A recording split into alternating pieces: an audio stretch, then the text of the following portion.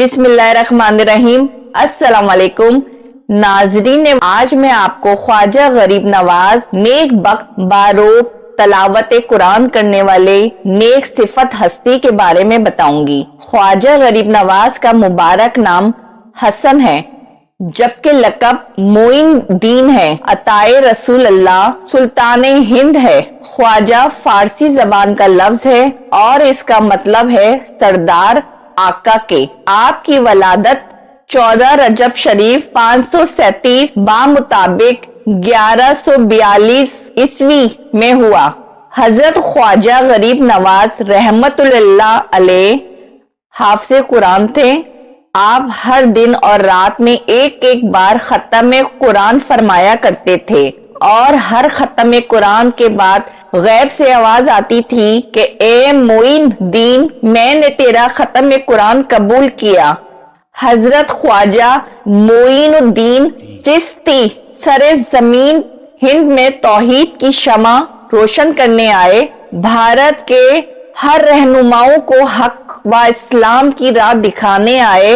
پتھروں کی مورتیوں کے آگے سر جھکانے والوں کو ایک معبود حقیقی کے آگے جھکانے آئے، اور اللہ اور رسول اللہ صلی اللہ علیہ وسلم کا نام بتانے آئے، اور اس شان سے آئے کہ نہ کوئی فوج تھی اور نہ کوئی لشکر، نہ کوئی تلوار تھی اور نہ کوئی خنجر اور نہ کوئی قوت تھی، بس ہاتھ میں ایک تسبیح تھی اور بغل میں قرآن پاک، سر پر کھدر کی ٹوپی تھی اور دل میں شمع توحید کی روشنی تھی، اور آنکھوں میں نور مصطفیٰ صلی اللہ علیہ وسلم کے جلوے تھے۔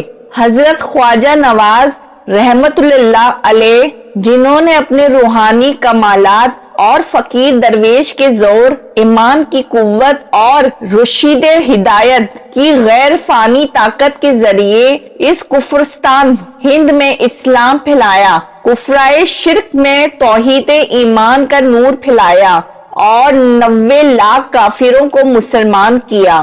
خواجہ غریب نواز کی کرامات میں سے ایک کرامات یہ ہے: ایک بادشاہ بڑا ظالم اور بد مزاج تھا۔ اس کا شہر کے اطراف میں ایک نہایت خوبصورت باغ تھا، جس میں صاف شفاف پانی کا ایک حوض تھا۔ حضرت خواجہ غریب نواز وہاں سے گزر رہے تھے تو اس باغ میں تشریف لے گئے اور حوض کے پانی سے غسل فرمایا، نماز ادا کر کے وہیں بیٹھ کے تلاوت قرآن میں مصروف ہو گئے۔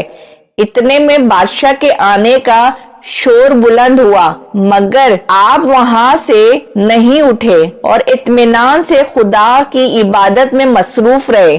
جب وہ ظالم حاکم اپنی شان شوکت کے ساتھ باغ میں داخل ہوا تو حوض کے کنارے سادے سے لباس میں ایک سخت شخص کو دیکھ کر آگ بگولا ہو گیا، اور سپاہیوں پر غضبناک ہو کر بولا، اس شخص کو کس نے میرے باغ میں بیٹھنے کی اجازت دی؟ سپاہی سہمے ہوئے تھے کہ اچانک اس نیک ہستی کی نظر فیض اثر اس بادشاہ پہ پڑی۔ وہ بادشاہ ایک دم کانپنے لگا اور لرزتے ہوئے زمین پر گرا اور بے ہوش ہو گیا۔ خواجہ غریب نواز نے پانی منگوا کر اس کے منہ پر پانی کی چھینٹے مارے تو تھوڑی ہی دیر میں اسے ہوش آ گیا۔ ہوش میں آتے ہی وہ نہایت عاجزی اور انکساری کے ساتھ اپنی کوتاہی کی معافی مانگنے لگا، اور پھر تمام خاتموں سمیت اس اللہ پاک کے نیک بندے کے ہاتھوں پر توبہ کر کے ان کی غلامی میں داخل ہو گئے۔ خواجہ غریب نواز کا وصال رجب شریف کے مہینے کی 6 تاریخ 633 ہجری کو ہوا۔ آپ کا مزار شریف اجمیر شریف ہندوستان میں ہے۔ خواجہ غریب نواز کے عرس پر دنیا بھر سے لاکھوں لوگ آپ کی طرف کھینچے چلے آتے ہیں۔ نہ صرف مسلمان بلکہ غیر مسلم بھی آپ کے دربار پر آ کے نظر و نیاز کرتے ہیں، ایسی بلند آپ کی شان ہے۔ یا اللہ، ہم سب کو توفیق عطا فرما کہ ہم نیک بندوں کی صحبت میں رہیں اور ان کی زندگی پہ عمل کرنے کی توفیق عطا فرما۔ آمین۔ اگر آپ کو میری ویڈیو پسند آئی ہو تو میری ویڈیو کو لائک اور کمنٹ باکس میں کمنٹ کرنا نہیں بھولیے گا، اور اس طرح کے واقعات سننے کے لیے میرا چینل اسلامک علمی ترتھ ضرور سبسکرائب کر لیجئے۔ شکریہ۔